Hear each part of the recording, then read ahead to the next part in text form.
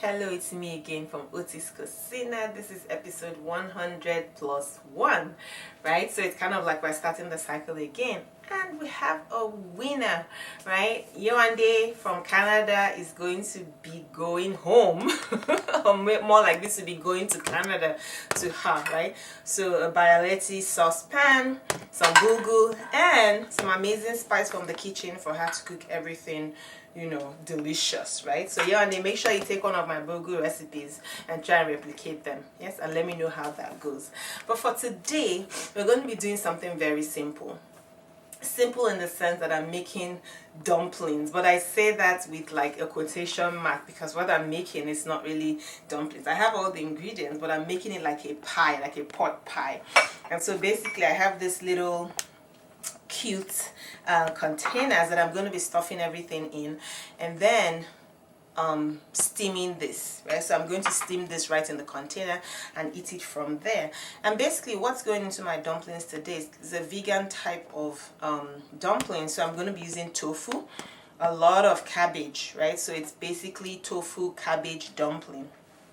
And then I'll season with cilantro, some garlic, some rehydrated green onions, and I use soy sauce, right? I'm gonna fry everything with a little bit of oil, soy sauce. If it gets too thick, then I lighten with some vegetable stock, and now add a little bit of white pepper. So really quick, and at the end I'm gonna sprinkle this hazelnut crumble over it and have it with my amazing dipping sauce of tofu, soy and sriracha, right? So that's what is in here. Okay, so let's go.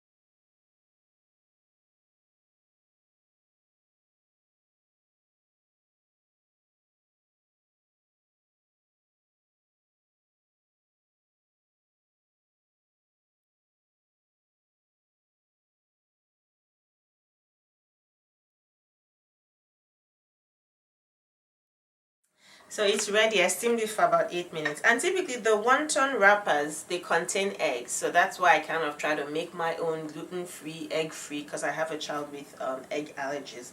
So in this case, I was playing around with the flours. So I used sorghum and brown rice, a little bit of tapioca, and a little bit of sweet white rice to just make it like sticky, you know, because it's like a pot sticker, even though I didn't do it in the pot.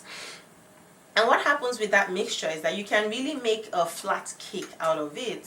And I make this and we have it for breakfast at times with, you know, whatever filling you want to put it in. Okay, so it's the same thing that goes in here that I can use. But because I basically do not really know how to pleat the dumplings and it's just a lot of work, I'm looking for easier ways to do it and still have the same kind of experience, as it were.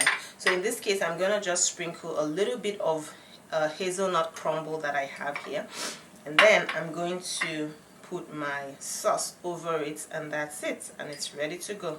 Okay, so if you know how to wrap up the dumplings, I hope you get to try this.